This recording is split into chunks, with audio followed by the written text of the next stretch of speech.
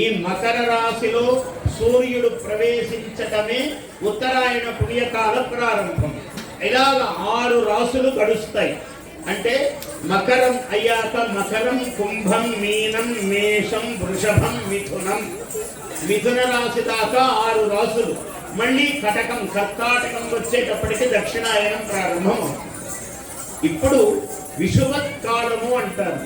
చాలా అద్భుతమైన ఈ పదాలు వింటే కూడా జన్మధన్యం. అటువంటి పదావళి ఇవన్నీ కూడా మీకు తెలుస్తాయి, తెలియవు కాదు. కొంచెం మనసు పెడితే తెలుస్తాయి. విషువత్ అన్నాడు. ఏమిటి విషువత్ అంటే? అంటే సూర్యుని యొక్క గమనములో ఇప్పుడు 15 భాగాలు అన్నాను. రాత్రి 15, పగలు 15. కానీ విషువత్ ఇప్పుడు ఈ ఆశ్వయుజ కార్తీక మాసాల్లో తులా విషువత్ అనేది ఉన్నది. ఈ విషువత్ అంటే ఏమిటంటే కాలము ఈ 30 భాగాలలో కొంచెం పెరుగుదల తగ్గుదల ఉంటుంది. అంటే ఇప్పుడు సూర్యుని గమనము వేగముగా ఉంటుంది ఈ ఋతువులో, ఈ శరత్ ఋతువులో.